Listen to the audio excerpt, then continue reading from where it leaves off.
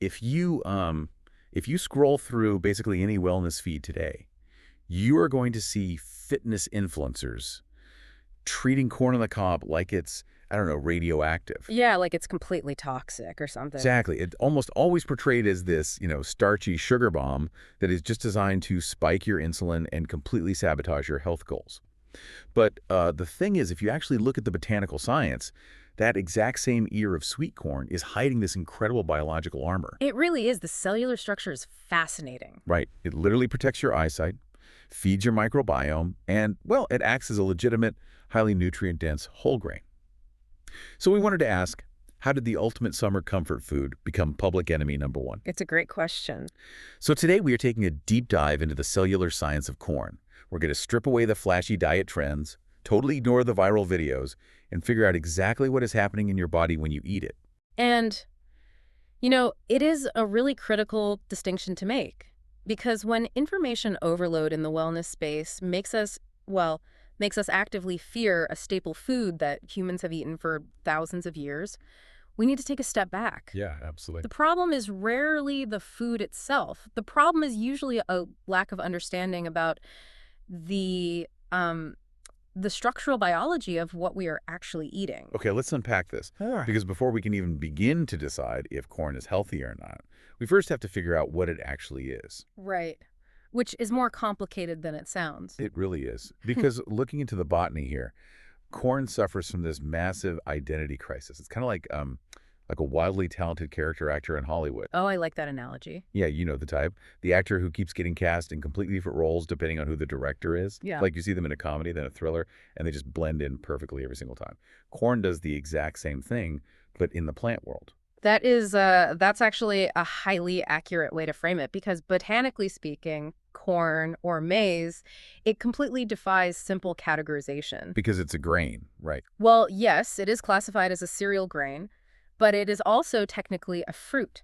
Wait, a fruit? Yeah, specifically a type of fruit called a caryopsis. A caryopsis. Right, where the seed coat is actually fused directly to the ovary wall. But then culinarily, we often treat it as a vegetable, so its identity changes entirely depending on exactly how and when it is harvested from the stalk. So the timing of the harvest is basically the director in this analogy. It dictates what role the plant plays. Exactly.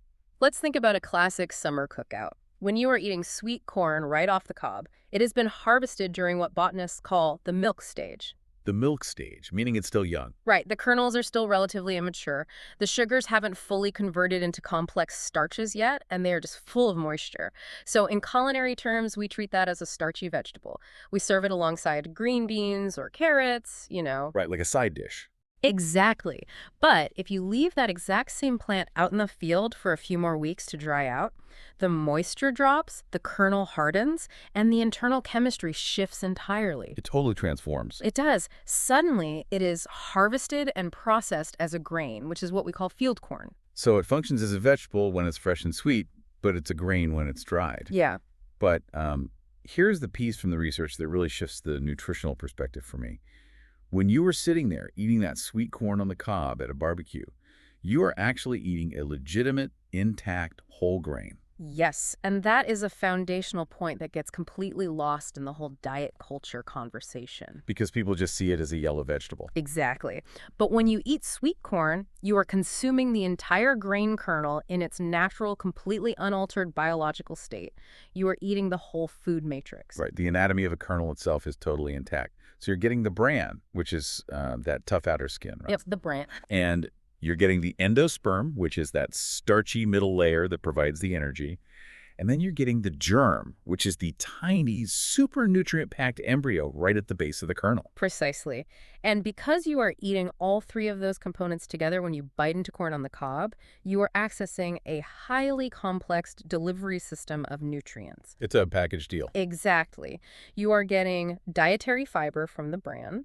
You are getting complex carbohydrates and plant-based protein from the endosperm, and you are getting essential fats and B vitamins from the germ. Which B vitamins specifically? Specifically, you get significant amounts of thiamine and folate. And for the notes, those B vitamins aren't just, empty additions. Like thiamine or vitamin B1 is essentially a coenzyme that your body uses to produce ATP, Right, ATP. which is the actual energy currency of your cells, right? Exactly. Thiamine is critical for energy metabolism, and folate is completely necessary for DNA synthesis and cellular repair. So, when people dismiss corn as just empty calories, they are fundamentally misunderstanding the biology of what it is. Because it's a living seed. Yes, it's a living seed designed to sustain a new plant, and it's packed with the exact coenzymes human cells need to convert food into energy. Okay, I hear you on the vitamins and, the intact grain structure, but I have to push back here on behalf of anyone who has ever tried a low-carb diet. Sure, let's hear it. Because biochemically, starch is just long chains of glucose. And the critics always point out that corn is highly starchy.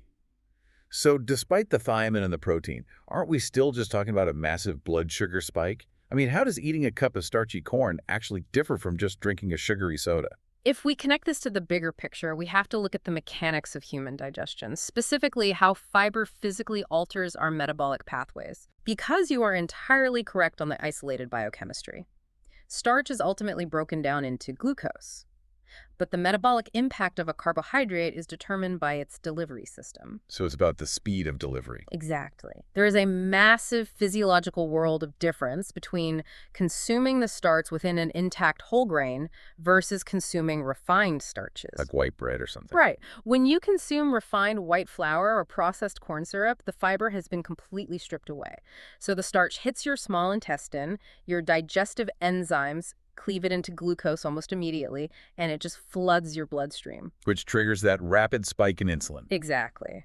But whole kernel corn contains its natural dietary fiber matrix. So if I am eating the whole kernel, bran and all, my digestive system actually has to put in physical, mechanical work to break down that tough outer skin. Yes, it has to work for it. So I assume that bottlenecks how fast the digestive enzymes can even reach the starches inside. That is the exact mechanism. Think of that dietary fiber as a physical braking system for your digestion. A braking system. I like that. Yeah, your body's enzymes, like amylase, they literally have to fight through that fibrous cellular wall of the bran. And because of this structural obstruction, the release of those starches into your bloodstream is significantly slowed down. Okay, so it is like a timed release capsule. Yes, perfect analogy. Like, instead of dumping a bucket of water all at once and flooding the drain, the fiber acts like a slow drip hose. The body can easily handle the volume because the flow rate is controlled. That is a brilliant way to visualize it. For most healthy individuals, eating whole sweet corn simply does not cause those rapid, dramatic blood sugar spikes because that built-in fiber braking system regulates the pace of digestion. So your insulin response is steady. Right. It's steady and manageable rather than panicked and reactive. That makes perfect sense. It really is all about the context of the whole food structure. Yeah. So we've established that the macronutrients, the fiber and the slow-digesting complex carbs, those are metabolically sound. Yeah. But moving from the macros to the micros, here's where it gets really interesting. Oh, it really does. Because if we look past the starch, the real magic of this plant is hidden in its pigments. It really is. Corn packs an antioxidant profile that completely flies under the radar in mainstream nutrition. Yeah, nobody talks about it. No. Because we have been conditioned to associate powerful antioxidants strictly with, berries or dark leafy greens. But corn is an absolute powerhouse in its own right, specifically when we look at carotenoids. Okay, let's start with yellow corn, which is what Oh. most of us picture when we think of corn on the cob. Yellow corn is exceptionally rich in two specific carotenoids, lutein and zeaxanthin. Right. And from the research we went through, the biological journey these two compounds take in the human body, it's just fascinating. It is honestly one of the most targeted nutrient delivery systems in Yeah. biology. Yeah. So lutein and zeaxanthin are fat-soluble antioxidants, meaning they are absorbed into your bloodstream alongside dietary fats, but they don't just circulate randomly around your body. They have a destination. Exactly. The body actively routes these specific carotenoids directly to the macula of the human eye. Okay, and the macula is the central area of the retina, right? Like the part responsible for our sharpest, most detailed vision. Yes, Yeah. exactly. The retina is highly oxygenated, and it's constantly exposed to light, which makes it a major hotspot for oxidative stress and free radical damage. But once lutein and zeaxanthin are deposited in the macula, they literally act like internal sunglasses. Wait, How do they physically act like sunglasses? Are they actually blocking light? They literally absorb specific wavelengths of light. Oh, wow. Yeah, lutein and zeaxanthin have a chemical structure that allows them to absorb high-energy blue light before it can penetrate deeper into the retina and damage the delicate photoreceptor cells. That is incredible. And think about it, we're constantly bombarded by this high-energy blue light now. Right, from our screens. Yes, from the sun, sure, but predominantly from staring at our phones, our computer monitors, and televisions all day long. So, just to be clear, by eating yellow corn, you are ingesting a pigment that travels from your digestive tract into your bloodstream, directly to your eye, where it acts as a physical, biological shield against screen damage. That is exactly what is happening. By absorbing that light and neutralizing the free radicals generated by oxidative stress, these antioxidants physically protect the retina. That's wild. It is.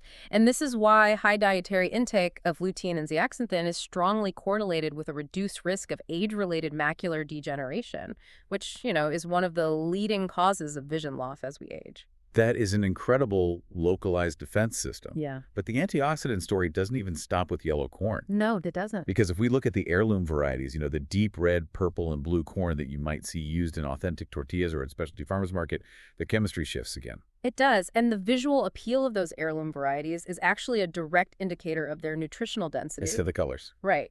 Those deep, rich jewel tones come from massive concentrations of anthocyanins.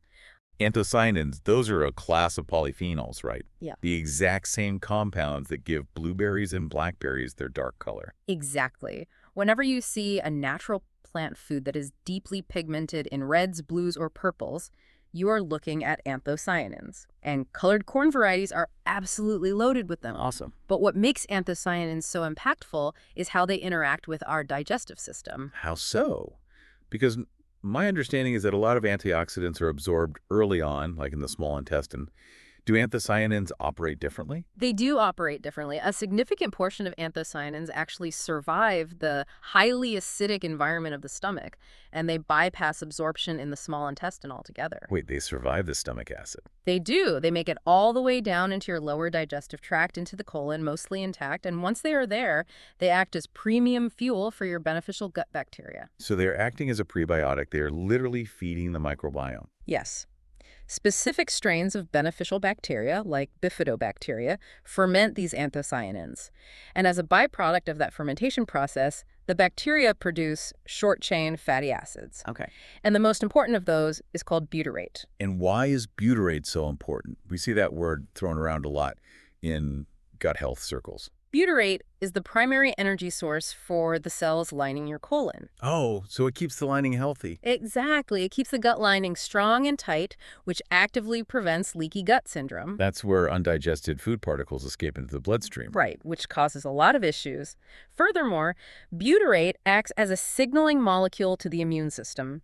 It actively suppresses inflammatory pathways throughout your entire body. So eating blue or purple corn isn't just about getting basic vitamins.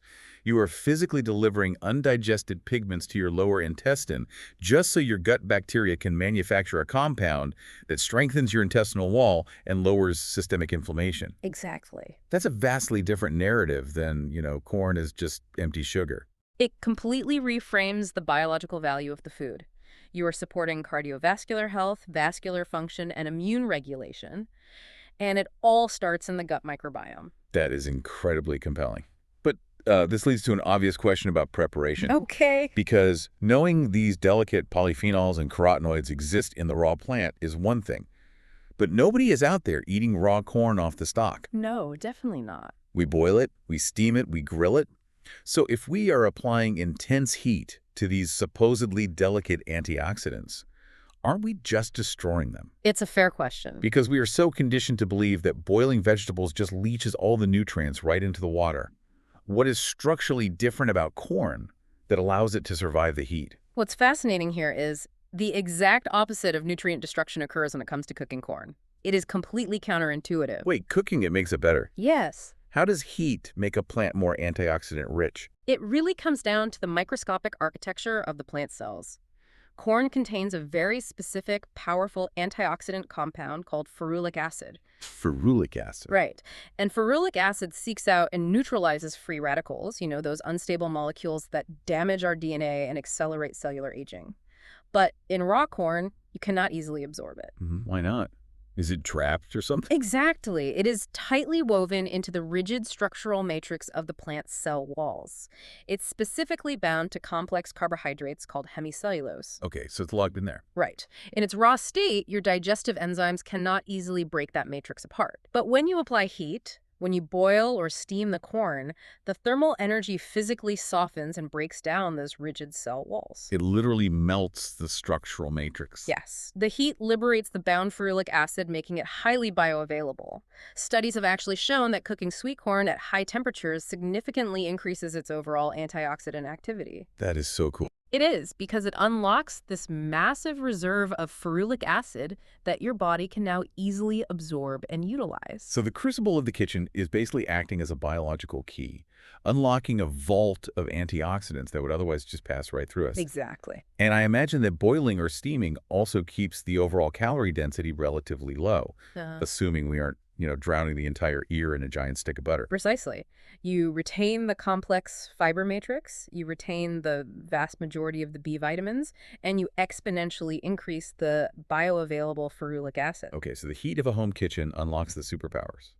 But we have to draw a very sharp line in the sand here, because not all processing is equal. No, definitely not. Boiling an ear of corn on your stove is one universe, but industrial processing is an entirely different galaxy. And, well, this is where the wellness influencers who villainize corn actually have a valid point. True. Even if their anger is misdirected at the plant instead of the factory. It is a crucial distinction to make. The gulf between a fresh ear of steamed sweet corn and an ultra-processed corn derivative is staggering. They are not biologically the same food anymore. We are talking about the difference between eating corn on the cob versus eating a bag of deep-fried neon orange corn chips that are drenched in sodium and hydrogenated soybean oil. Right. Or, even further down the industrial rabbit hole, something like high fructose corn syrup. Which, actually, how exactly does a factory turn a fibrous whole grain into clear liquid syrup? Oh, the industrial creation of high fructose corn syrup is basically a masterclass in stripping away nutritional value. Walk us through it. Well, it starts with wet milling, where the factory completely separates the corn kernel into its individual components. They strip away the germ to extract corn oil. They strip away the fibrous bran, which is often just sold off as animal feed. Wow. And what is left is pure, isolated endosperm, just the starch. So right off the bat, they have already removed the fiber-breaking system and the healthy fats. Exactly. Then they use a series of industrial enzymes, alpha amylase and glucoamylase, to rapidly break those complex starch chains down into pure liquid glucose. But glucose isn't sweet enough for soda and candy, right? No, it's not. So they introduce another enzyme, glucose isomerase, which converts a large portion of that glucose directly into fructose. And fructose is metabolized entirely differently by the body, right? Yes. Unlike glucose, which can be used by virtually any cell in the body for energy, fructose is metabolized almost exclusively in the liver. Just the liver. Right. So when you consume high fructose corn syrup, you are hitting your liver with a massive, concentrated payload of liquid sugar, completely devoid of the fiber, the protein, the lutein, the anthocyanins, and the ferulic acid that the whole plant originally provided. And because there is no fiber to bottleneck the delivery, that massive payload just overwhelms the liver's regulatory mechanism. Exactly. The liver simply cannot process that much fructose at once, so it converts the excess directly into fat, a process called lipogenesis. And that's what causes the issues. Yes. This drives insulin resistance, systemic inflammation, and massive metabolic dysfunction. It is the ultimate example of context dictating the outcome. I mean, we take this brilliant, perfectly designed whole grain that provides slow-digesting carbs and eye-protecting antioxidants, and we run it through an enzymatic chemical process until it becomes a pure metabolic liability. The fundamental truth is that whole corn is a tremendous nutritional asset. Ultra-processed corn derivatives are a systemic stressor. Right. The danger has never been the corn itself. The danger is the extreme industrial processing we subject it to before we consume it. So what does this all mean? If you are standing in the grocery store trying to figure out what to feed yourself or your family, how do we synthesize all this cellular biology into practical advice? Yeah, let's break it down. First, you can officially let go of the guilt. Whole sweet corn is not a dietary villain. It is a complex, fiber-rich, whole grain. When you eat it in its natural state, you are getting essential D vitamins that fuel cellular energy, and you are getting complex carbohydrates that digest slowly and steadily thanks to the kernel's natural fiber breaking system. Absolutely. Second, remember the targeted biological armor it provides. Yellow corn delivers lutein and zeaxanthin directly to your retina, creating internal sunglasses that filter out damaging blue light from our screens. And if you can find the beautiful red, purple, and blue heirloom varieties, you are sending complex anthocyanins straight to your lower gut, where beneficial bacteria turn them into butyrate to protect your immune system. And third, the golden rule of nutrition applies perfectly here. Stick to the whole or minimally processed forms. Keep it simple. Exactly. Enjoy your steamed corn on the cob. Enjoy a bowl of popcorn that you popped yourself in a healthy oil at home. Just actively avoid the ultra-processed derivatives where the food industry has chemically dismantled the plant, stripped away all the protective benefits, and left you with nothing but isolated, metabolically taxing sugars. It really is that straightforward. Just respect the architecture of the whole food. This raises an important question, though, as we look at the broader landscape of modern nutrition. It does. And I want to leave you, the listener, with a final thought to mull over, building directly on what we just uncovered about that industrial milling process. If a factory is capable of taking a naturally protective, antioxidant-rich, cellularly fortified whole grain like corn and chemically morphing it into something as biologically destructive as high-fructose corn syrup, what other perfectly healthy, ancient whole foods have we unfairly villainized in our society, simply because of the unrecognizable state they are in by the time they reach our grocery store shelves? It really forces you to reevaluate how we assign blame in our modern diets. It certainly changes how you look at the middle aisles of the supermarket. Definitely something to think about the next time you're at a summer cookout, watching the butter melt down a beautiful, nutrient-packed ear of sweet corn. Thank you so much for taking this deep dive with us today. Stay curious, keep questioning what you read online, and we will catch you next time.